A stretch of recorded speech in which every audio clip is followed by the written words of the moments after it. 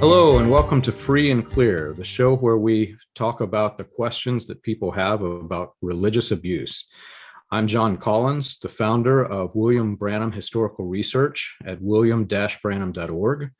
And with me, I have Naomi Wright, the founder of Naomi Wright Ministries. Naomi, how are you? I'm doing great, John, and I'm excited to be getting started on this project with you. I know we've been talking about it for a little bit here, and so here we go, right? Pilot episode 1. Right. Yeah, this is exciting. This is something I've been wanting to do for a long time, and I'm glad to partner with you to do this. Excellent. And yeah, so a little background about me. I am the founder and executive director of Naomi Wright Ministries. And my background is that I was raised in a cult of Christianity. I was literally told I was Christian, very much was not. John, maybe we can link like my 8-minute kind of summary video for myself, because I don't want to get into it right now. But Right. if people want more of that background, they can click and get just an 8-minute overview of what that looked like. But through that, I started this organization, and what we care about is assisting people in getting resourced, prevention and healing from unhealthy religious experiences. So also known as religious abuse, cults, and that whole spectrum. Awesome. Yeah, my background is very similar. I escaped a religious cult. I've learned to label it. It was a extremist version of Christianity. It wasn't true Christianity. And I started researching and writing. I've written several books about the Latter Rain movement and William Branham in particular, who the movement created several splinter groups of the cult that I escaped from. And over the past 10 years, I've been working to establish a network of support for people who were in that group and similar, and several of the splinter groups.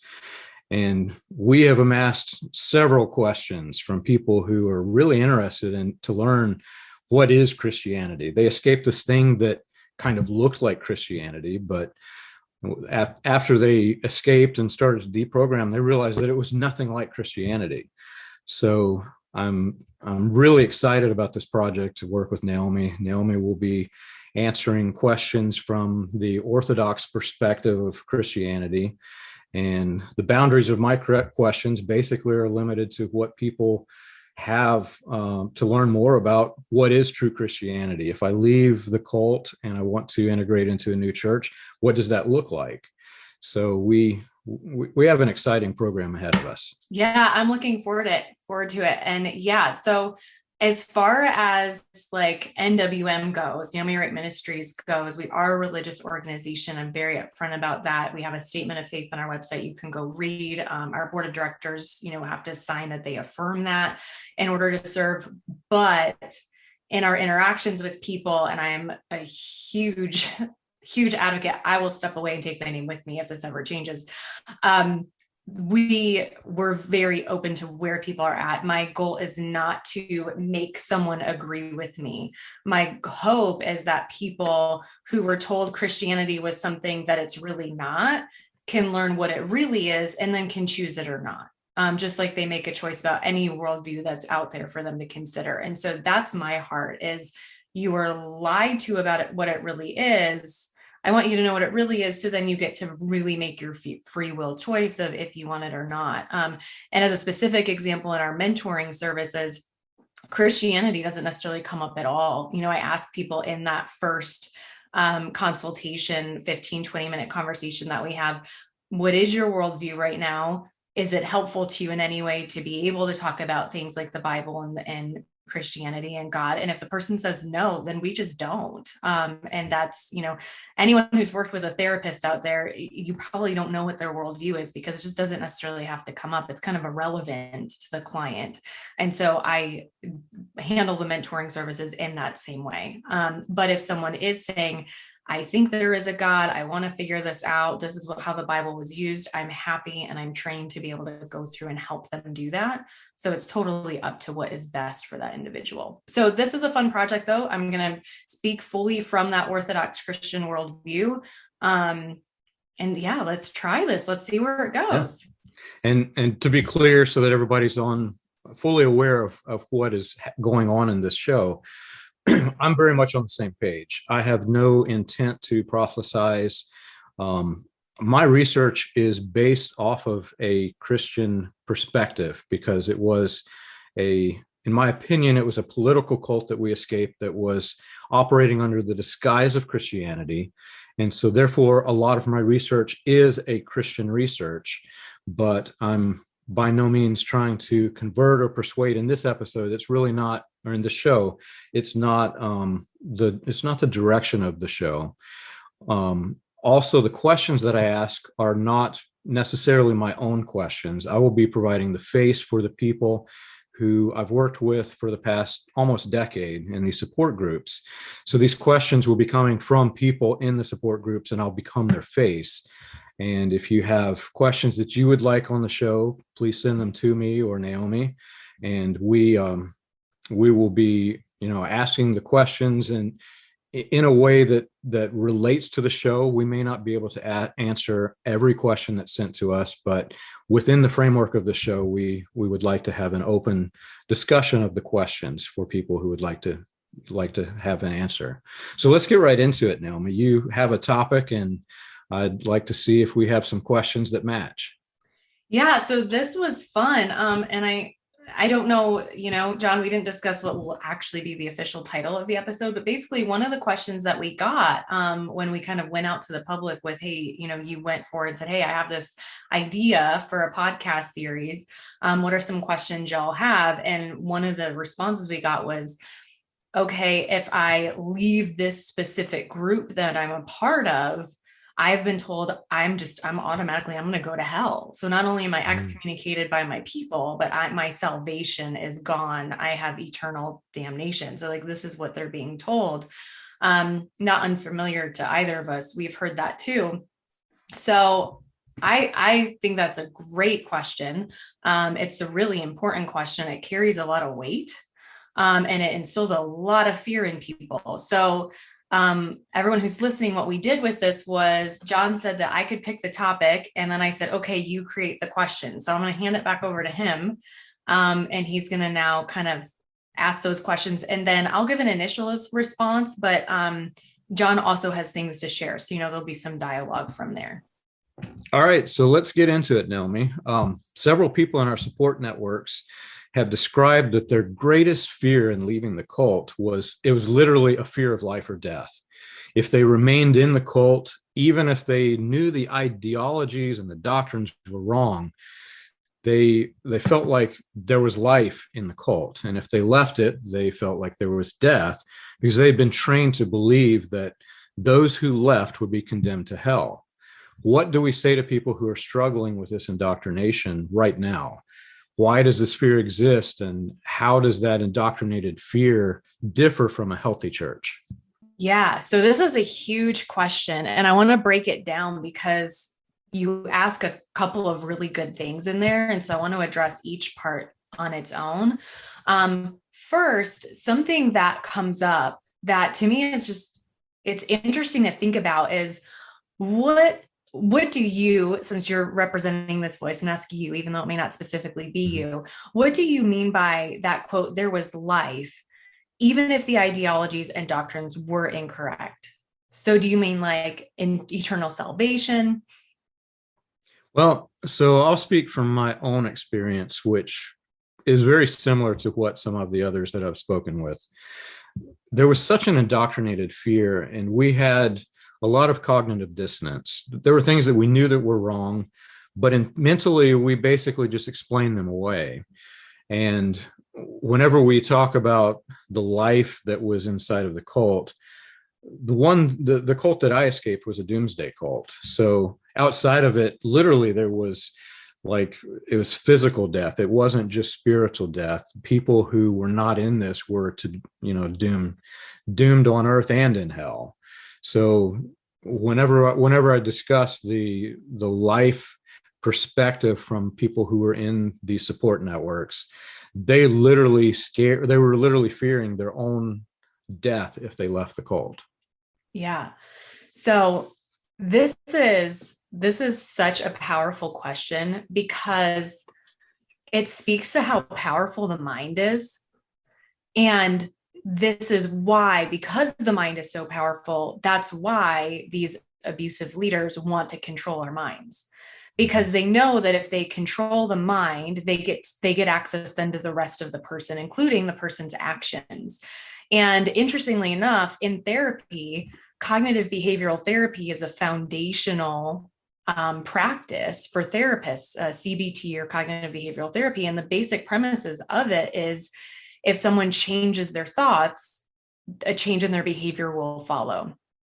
And so again, it speaks to how powerful the mind is. So logically, if the ideologies and the doctrine were wrong, then my question back would be, and this is rhetorical right now, but how could they really offer life to people? That would be logically incongruent. So it's like, I'm choosing to believe my child didn't steal, even though I see the new clothes in his closet, or I choose to believe my spouse isn't having an affair, even when I heard the voice in the background on the phone.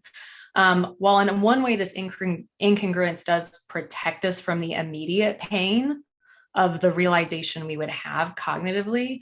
And so in a way, it's protecting us temporarily from that harm. And another way, it's really just postponing it till later.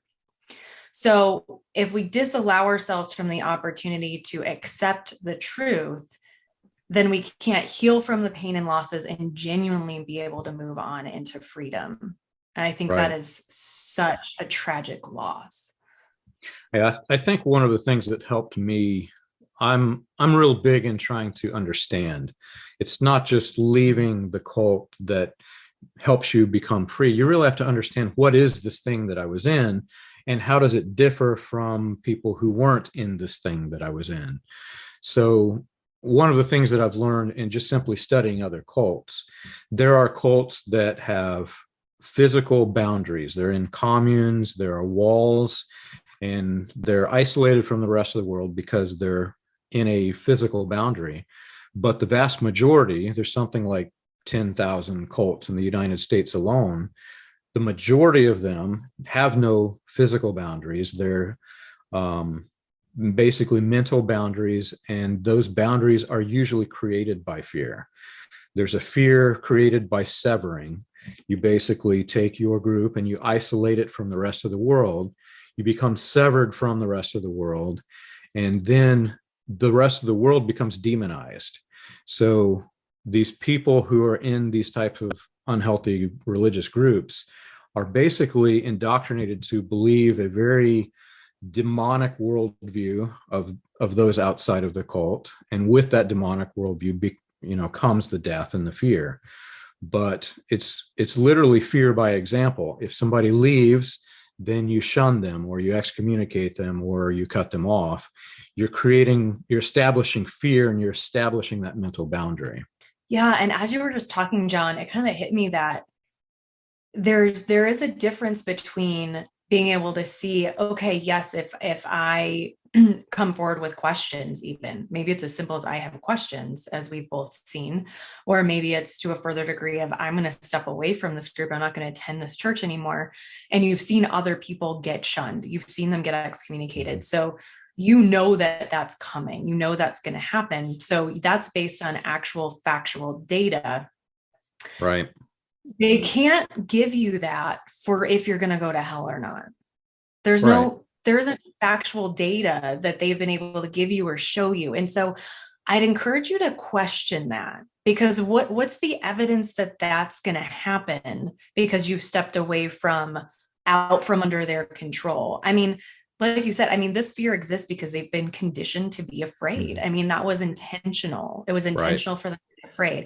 If I'm talking to any parents out there, you might have intentionally made your kid afraid to run across the street without looking both ways because you're afraid they're going to get hit by a car. So you intentionally can use that fear, right? Well, they're intentionally using fear. And then my next question would be, okay, they're intentionally using fear for control, and for what? Well, it's benefiting someone somehow. And that would be another question I'd put out there. Right. So let's go to the next question. This fear is not common to only one single cult of personality. We're now seeing television series and documentaries that are capturing the difficult journey out of a cult. And the fear of going to hell seems to be a very common theme among them all. Why is this so common among the destructive groups, and what purpose does this type of fear serve? Yeah, so I can answer that first one pretty succinctly, and then I'll add on a little bit in the second part. But why is this common among destructive groups? Well, because of the purpose this type of fear serves. It's serving them, so they're using it intentionally for their purposes. And what purpose does it serve? It definitely serves the purpose of control. When they're saying that someone's gonna have, I mean, it's an ultimate fear, one that would last for eternity, right? If you're getting told you're Right. going to this awful place and you're going to be there indefinitely, that's the ultimate fear to give someone. It's not like, okay, I'm going to die and I get out of it. It's not like I'm cursed and for the rest of my life, I can, wait till my life's over. I mean, this is never going to end. And personally, when I was a hospice social worker, I saw people who had been fine not to believe in any religion all of their lives. And then suddenly, when they were face to face with their death, they became scared. They suddenly had questions. And quite honestly, they wanted to have hope for something, because now they were like, right, knocking on the door, so to speak. And they wanted to carry on in some way and, have some hope of seeing their loved ones again in the future. So when I think about those experiences that I've had, I've seen hundreds of people pass away. When I imagine threatening that to someone who had believed in an afterlife forever, and now they're being told that afterlife's going to be hell. I mean, that is a huge threat that carries with it a ton of power for the one who's saying it, especially if you really Right. believe that leader can give it to you. Right.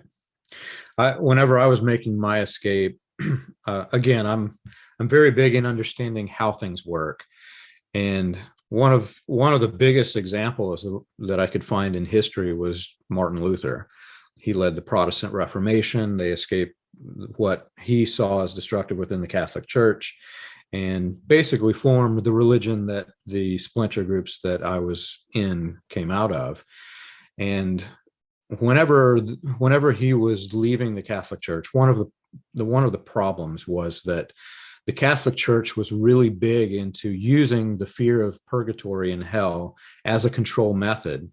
But they took it beyond that. They also had sales of indulgences. So not only were they controlling you with this fear, they wanted you to give them money for this fear that they had created, right? And I was reading a sermon. I've read several sermons by Martin Luther, and to paraphrase one of them I read, he went into this subject of talking about hell, which was unusual for the ones that I'd read. And he says, I don't preach hell. And again, I'm paraphrasing. He says, I don't preach hell. None of my congregation has any desire to go there. So why would I talk about a place that none of them want to go? And,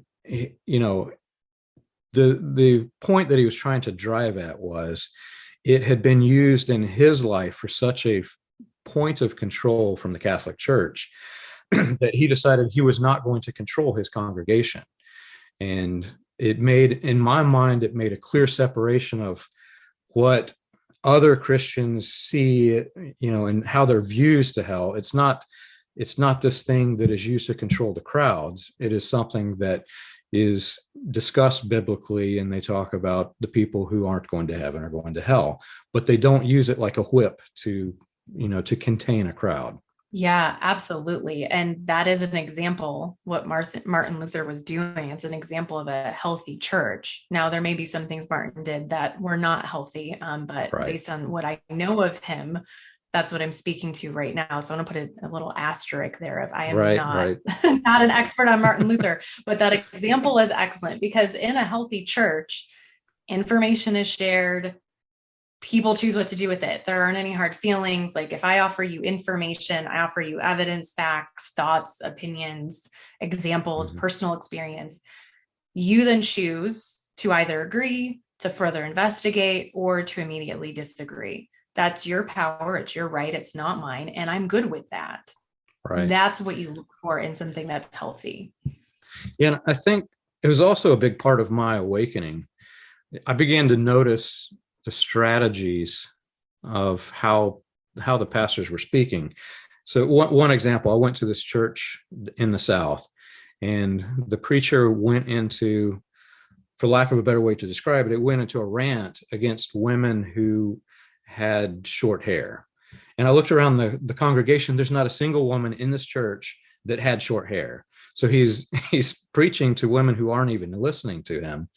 And I was still very much indoctrinated. I still believed in the religion, et cetera. But in my mind, I'm trying to picture, why does this even matter? He's speaking to people who aren't even, they're not even in the building. They're not even listening. But after escaping and realizing the strategy behind it, he is also putting up this mental boundary, right? He's creating the example of these people that are condemned to hell to contain the people who are inside of his building. Yeah. And how does that make us then, imagining we're in that group? How are we then feeling when we see someone out on the street at the grocery store with short hair? It's going to make us look at them and hold a certain immediate view of judgment and potentially fear of interacting with them, that we'd somehow be tainted in some way. And so we shouldn't. And so it really, like you said, it really like clinches that barrier between us and the others. Exactly. Next question. So fear tactics are not limited to religious cults. There are several categories of destructive cults, from political cults to ideological cults. And even in mainstream media, to some extent, we find that fear is used to captivate the audiences. And marketing strategies exist because of the effect that fear has on the reader or the listener. At the same time, fear is natural, and in some cases can actually be healthy. How do we distinguish the difference between a healthy fear and destructive fear strategies? I think that example I gave about teaching like a toddler, not to run in front of the street, will be an example we can go back to. But I want to back up a little bit and say that intentionally arousing fear in someone in order to influence their behavior for the sake of controlling their behavior, minimally, that's manipulative. At the least, it's manipulative, and it can easily be destructive. And I'd assert that in any context, including media. And this is different from intentionally trying to arouse fear in someone for the sake of keeping that person safe. Like I said, that would be an example of my 3-year-old. But even so, it's much more about information than it is about him being afraid. Like, I want him to understand, and I want him to make safe decisions. So this isn't, I'm just going to make him afraid so that he does what I want. No, I want him to know the fact, and the fact can then lead to fear. So the fact is, you could get hit by a car, and in terms he could kind of understand, like, you won't see mama and papa again. Mm-hmm. So you could get hit by a car and not see mama and papa again. And so I want you to look both ways and ask mama or papa, hold our hand before we cross the street. He may not even feel fear. When I say that, like, my goal isn't actually fear. My goal is to put it in a way that he can understand so that he makes an informed decision to the best of his ability as a 3-year-old. If he gets scared, that actually really wasn't my goal. That wasn't my primary goal. And that doesn't necessarily even have to happen. For fear to be healthy, it has to be exactly what you said. It's natural. So the information leads to a fearful emotional response, and that's based on legitimate information and not natural consequences that would logically follow. So again, if you walk in front of a moving vehicle, you'll likely get hit and you will be injured, and you may even die. The goal is to share the facts so that an educated decision can be made, not to manipulate someone into doing something that I want, especially for personal gain. That's for their own safety. And again, I want to end this on pointing out that the fear may not be the emotional response. So if my doctor tells me to watch my sugar intake or I'll get diabetes, I may very well be perfectly happy spending my shortened days eating chocolate cake. Just be like, I don't care. Yeah. I'm going to die eating chocolate cake. I'm happy. I'm not scared. So there's still a strong sense of choice there. Right. Does that make sense? It does. I think that's basically how I describe it whenever I'm working with people in the support networks. You really have to separate what is the fear that is associated to a doctrine and what is the fear that comes naturally. Um, Unfortunately, one of the examples that I have is an experience after we escaped the cult. We entered a church that had some very unhealthy attributes, and one of the men's groups that I was in, the leader of the men's group started explaining how anger was a sin and people shouldn't ever get angry. And I just looked around the people, the people who are listening. There's some, I'm a man, right? I'm going to get angry. And there's people sitting there thinking, oh my gosh, if anger is a sin, I've been a sinner my whole life, right? And, I, you know, I couldn't agree with that, because even the Bible says, Paul says, in your anger, do not sin. It's a natural response to the environment, to the situation that you're in. Fear is the same thing. One of the examples that I give to the people who are in support groups is the example of a smoker. Persuading a smoker to stop smoking using fear doesn't even work. It's an addiction. They're going to continue smoking. But yet, at the same time, the smokers have an internal fear of getting cancer from smoking.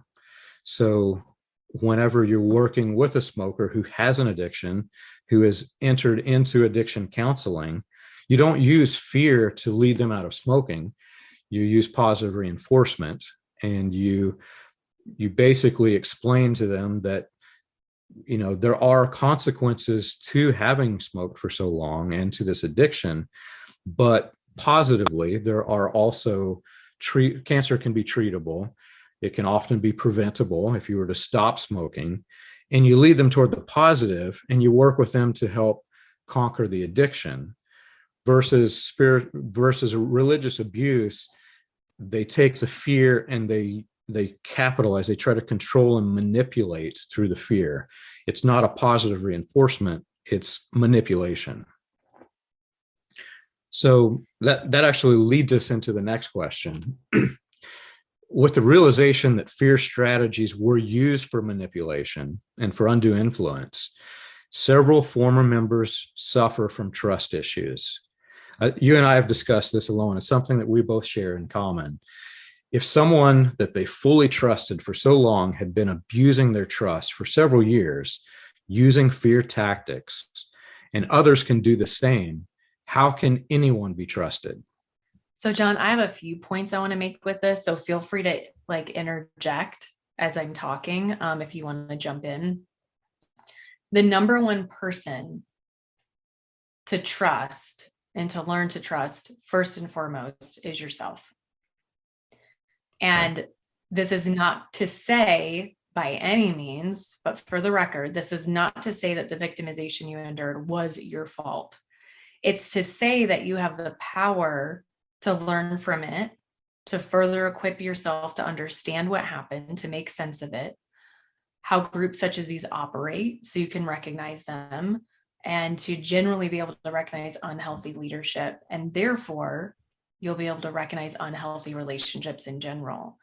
So my personal biggest hurdle, without question, was learning to trust my own assessment of a person and a situation. And what I learned to do was to hold on to my initial assessment while I cautiously checked things out. I monitored to see if I was right or not. And that was because I didn't want to remain shut down to relationships. I wanted the opportunity to have good relationships. I didn't want to be isolated and alone. I wanted that. But I also wanted to exercise a healthy caution. And a healthy caution is just smart. Everyone who's listening, I hope that you're not beating yourselves up if you have this gut feeling of, I don't know, this doesn't feel good, this doesn't feel right. It could be maybe that you're projecting something from a past experience and it doesn't actually apply. Oftentimes, though, you may have a point, and in either, you don't want to push yourself so far that you lose that sense of healthy caution. So there are many times where I've kicked myself in both ways, where I either didn't give someone a shot and I lost out when it could have been a beautiful relationship. But I also have times where I didn't trust my gut, that I needed to get far away from someone. And I was right. I needed to get far away from someone. And my therapist taught me something that was so affirming and validating. And I want to share it with all of you. He told me that it wasn't that I was just super sensitive to certain things. He said, because I would tell myself that, well, oh, I'm just like being really sensitive to this, there's something wrong with me because I'm damaged, I'm hurt, I've been harmed. And so this is just my thing and I need to deal with that. And he said, that's actually, even scientifically based on like, that's just not true. That's not how that works. He said, most likely you were actually just way more in tune to when it's happening and you're going to catch it like that. Whereas someone else who hasn't experienced it isn't going to catch it. And so lean into that. It doesn't mean you have to run away, because I'm onto it, right? So I don't have to be afraid of being controlled and manipulated and lied to, because I'm onto it, right? So I don't need that fear. But I also maybe want to check it out a little bit. So I'm going to take note of that and I'm going to check it out. And that for me was incredibly freeing, because my husband has a very different experience. And so he wouldn't have those same reactions to environments where I would have them. And I'm not kidding you guys. Like, I was right every single time. My gut was right on it every single time. It proved to be true. And I'm like, that's not because I'm the most intelligent person in the room. It's because of what I've lived through. And I just catch that with people. From there, I had to decide, humans aren't perfect. So how bad is this? And, do I engage or not? And do I have conversations with people or not? And things like that. So, I mean, practically speaking, this whole process I'm talking about, it requires time, practice, a willingness and a commitment to asking ourselves hard questions, like, how am I feeling around this person? What about this person is influencing me to feel this way? Like, what is it that they're doing that's triggering this for me? Is this reaction strictly a trigger from my past, or is my gut telling me there's something off with this person specifically? And how do I proceed in a way that's cautious without shutting down to something that could serve me, yet keeps me feeling protected and safe? Right.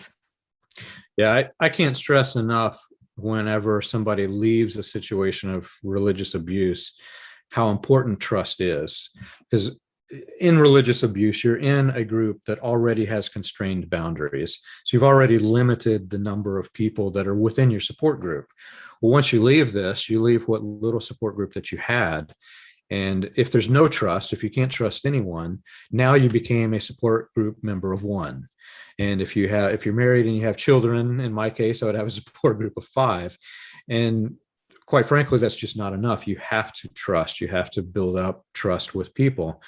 But the way that I handle it when I talk to people in the support networks, trust is something that's earned. It's not something that's given. When somebody says, will you trust me? Well, what reason do you have to trust them? And there has to be a healthy level of caution, but also you have to give them an opportunity to be trusted. So there's a give and take relationship to build and earn, to let them earn a trust. And if you don't extend your opportunity to them so that they can be trusted, then obviously they'll never be trusted. So there has to be a little bit of give and take. It is more difficult for people who have escaped religious abuse, because there's this tendency not to trust anyone, because you have PTSD or other just simple programmed responses that you have to people, that you learn not to trust them. But in the world outside of religious abuse, this isn't the case. People realize, let them earn the trust, and then once they do, they could be found to be trustworthy. Yeah, I have a lot of appreciation for that view, that idea of it's got to be earned. And again, for me, the more I've looked back, I still had to trust myself, because I very much felt duped the first time. Mm-hmm. And again, it's not fair that was my fault. Even whether you're raised in it or you come into it in your 30s and you exit in your 50s, I mean, someone was trained to try to get you to come into it. And so we need to give them the credit that is due. It's not good credit. So I'm not saying that in a way that faults me or John or anyone else who's listening, but I still had that feeling of, gosh, I didn't know before. Am I going to know this time? And needing to build up my own confidence and my own trust and my gauge of people and my assessment. And that has taken me a long way. Now I feel like I can step into things and be like, I'm going to be okay, because I'll recognize it if it's a problem. All right. Many former members have told me that they still struggle long after leaving their destructive group. Most former members experience what they call triggers, even during healthy church services after leaving the group by a non-cult religious group. What would you say to a person that has been indoctrinated through fear and is still suffering from that indoctrination? Is this something that will ever end? Yeah, I would say not to give up on the healing process. It takes time, it takes patience, kindness for yourself. We oftentimes talk about being kind towards others and having grace for others. We need to give that to ourselves as well. There is perseverance involved, and knowing that sometimes progress means being still. And I want to say that again, people can think that me working on my healing or me progressing looks like I'm constantly in motion, I'm constantly actively doing something. Just taking a break and taking a breather, reading a fun fiction novel, watching a funny movie, going for a walk, that's healing, that's progress. And we need to allow room for that for ourselves. We need to prioritize it. As far as, is this something that will ever end? Yeah, the fear does lessen over time and can essentially go away completely. Though I will say that we can still find triggers here and there. Like something can come up. It's because we're very much going through a grieving process. And grief is it's a tough thing to nail down. Grief it's fluid. And from as a personal example, my mom died 11 years ago, as of the 25th of September. This year, I passed September 25th. I didn't realize that I had passed September 25th. I didn't realize that it was the anniversary of her death. It was a very, very traumatic situation for me at the time. I didn't notice it had happened. I've had several years where it was like that. Last year, it was different. Last year was really hard for me. I've had Mother's Days that were hard, Mother's Days that weren't hard. It's not like they were all hard in the beginning and suddenly they weren't hard anymore. And I may have a hard September 25th, 10 years from now, and have the next 9 where I don't. That's how grief works. And we have to remember that a part of what we're going through is a legitimate grieving process. We are taking a lot of losses when we make this change, and we're taking losses of people and community. We're also taking losses of what we thought was real about the world and ourselves and people that we care about. That's loss of all kinds, and it's substantial. Right. And so again, yes, like fear lessens, all of these emotions can lessen that we can go through, but we want to remain open that they may pop back up here and there. And it doesn't mean you're doing something wrong. It doesn't mean you're not okay. It doesn't mean you failed. It just means this is what that looks like for all people in all contexts. And that's okay. Yeah. One of the things that really helps me is I try to rewire the triggers. I'll take some traumatic event that I know is going to be a trigger, and I try to associate that with a happy memory, so that when I think about it, it's not only the bad I'm thinking about, I'm also thinking about the good. And with family in particular, I try to reassociate my memories of the family, not from what it was like whenever I left the group, which was very traumatic.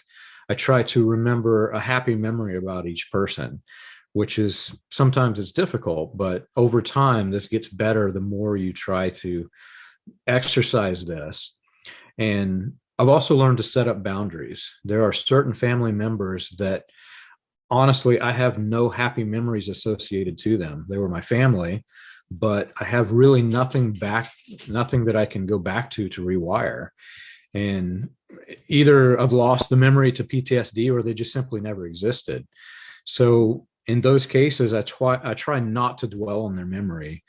It becomes like carrying a bucket to a dry well. No matter how many times you go with a bucket, you're going to come up empty.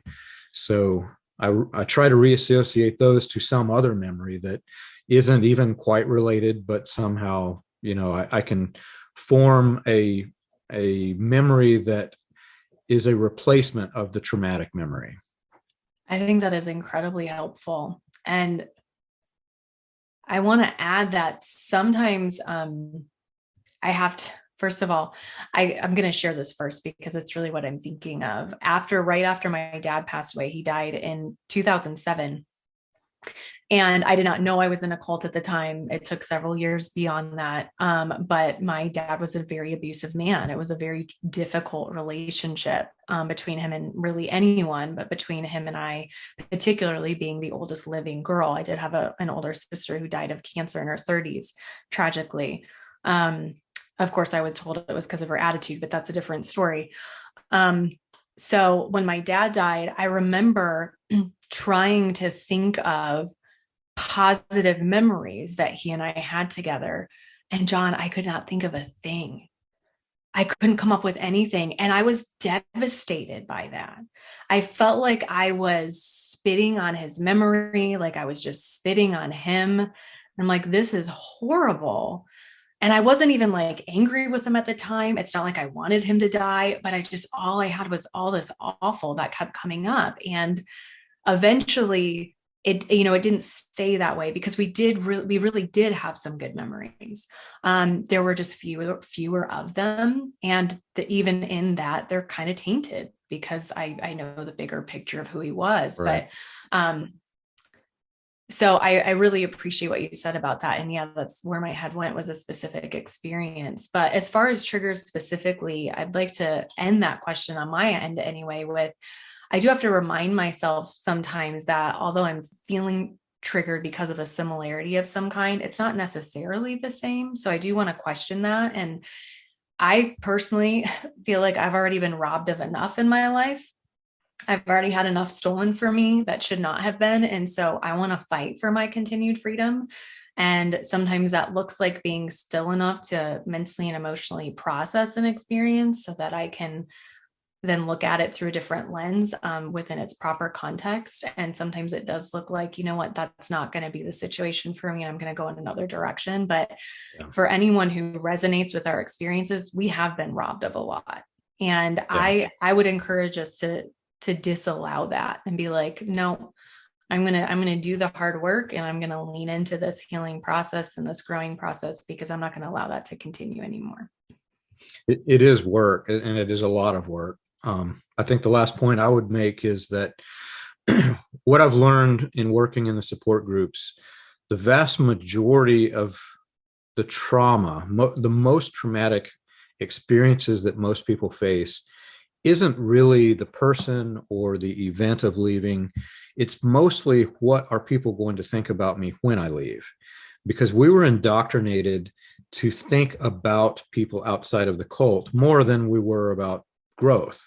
It fit the entire, if you look at the criteria of what makes a healthy church, not a single bullet point is in most of these religiously abusive churches. So they're trained to think about other people outside of the group. And when they leave, they become the other, the outsider, right? So most of the fear, most of the pain is for what will people think. And it really goes back to the trust statement I made. Whenever people are experiencing this, again, I say trust is something earned, not given. And that boundary does not exclude family. When family are the ones who are giving you this painful experience, can you trust your family? Are your family the ones who's causing the most issues for you? And sometimes it's healthy to even separate from the family for a period of time and then let that trust be reestablished if it can. What advice do you have for people in the support networks as it relates to the fear of hell? So again, for everyone listening, I'm going to respond to this based on an Orthodox Christian worldview. And when I say that, I'm talking about a biblical Christian worldview. So this is holding the Bible to a high standard. And The Bible's really clear about what's necessary in order to go to heaven instead of going to hell. And it's very clear, and it's also very simple. There's really one thing, and that is to believe in Jesus Christ as your Lord and Savior. So from there, we are instructed that we're to do our best to love God the most, and we are to love our neighbors as ourselves. But even with those, there's grace available to us when we ask for it. We're not perfect. So if I got really mad and I stuck a tire or a nail in my neighbor's tire or something, I can't apologize for that. I can be like, I'm genuinely sorry. That was not what I should have done. There's grace for that. We apologize and we're able to move forward. So that's it. There's no support in scripture for the need to believe in anyone else. No other prophet that you have to follow, no new special revelation that you have to adhere to. This is very, very straightforward and simple. The best advice that I try to give is that once you leave a group such as this, it's religious abuse in its essence is manipulation. And when you experience a healthy group, you start to slowly discover the differences between being manipulated and being encouraged. And most of the fear that people have as it relates to going to hell is the manipulation. If they experience a church that is healthy and is encouraging spiritual growth and even personal growth, it's again positive reinforcement. It's not manipulation through fear. So just the experience alone helps alleviate a lot of that fear. But there's a period of time in which people are transitioning, and this is where I try to focus with information. One of the greatest fears that any person has is the fear of the unknown. And until you understand the concept of hell and the concept of spiritual growth and encouraging sermons, that fear is going to exist. You have to arm yourself with information. And one of the things that helped me personally with that fear of the hell that was indoctrinated was simply understanding what is hell. We were trained in a very manipulative way, such that many of the passages of scripture used to give us this indoctrinated fear of hell were not even about hell in the first place. The Bible itself it's a library. It's not a book. We think of it as a book because it's in one bound cover, but it is literally a library of books with different genres. There is music, there's poetry, there's history, there's law, there's everything from ways in which you can keep mold from growing in your house. But that's one of the civil laws in the old covenant. So understanding the Bible for what it is and understanding hell as it is actually described in the Bible alleviates this fear. For example, the Valley of the Shadow of Death was a real physical place that you could visit. You can visit it today. It's the Valley of the Sons of Hinnom, or Gehenna. And this was often used in metaphors by the ancients, not only in the Bible, but even outside of the Bible. But we were indoctrinated to believe that these concepts were related to hell, not understanding the metaphor that they were actually being used for.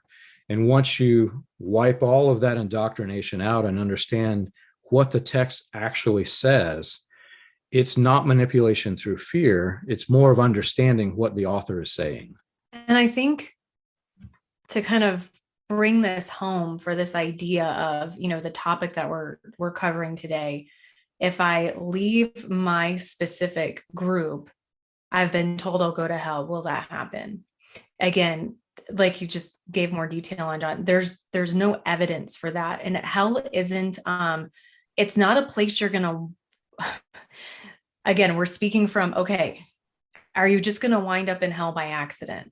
I mean, it would be a choice to go there, just like we were talking about choices. Mm-hmm. you get to choose if you want to go there or not. Just like I get to choose if I want to eat cake, even if I'm diabetic or not. Like I get to choose where I want to go. This isn't something that's going to just happen to you and you're going to be shocked and you'd have no idea that it was going to happen. So when people are trying to threaten that of you, if you know what the Bible says about it, then you know where you're choosing to then land on this issue, on this conversation. So it's not, we're not just going to be shocked of, oh my goodness, I did what the Bible said and I still wound up in hell. I mean, there is a verse some people may think of. I don't know if we want to go that nuanced in this conversation, but again, you get to say if you want to or not. You get to make a choice. Some teacher on earth today does not get to make that choice for you. They don't have that authority. And God doesn't have all of this evidence in this whole Bible written so that people can have no idea and be totally ill-informed and wind up somewhere and they had no idea what would happen. I mean, we have the information available to us. We get to make an educated decision. And what I love about that is that's healthy leadership. That's what we were just talking about. Healthy leadership is, here's the information. You choose what to do with it. There's natural consequences based on what you decide to do. You're fully informed. And so this model was already given to us. And this is what our leaders should be showing as well. And there's no leader walking around in this planet right now that can tell you that you're going to hell because you walked away from their group. They just flat out don't have the authority to do so. Thank you, Naomi. I hope everyone has enjoyed this first episode. And if you have questions, please send them to us. You can send them to me at john@william-branham.org. And I will be including them in the upcoming episodes. And again, we hope you enjoyed it.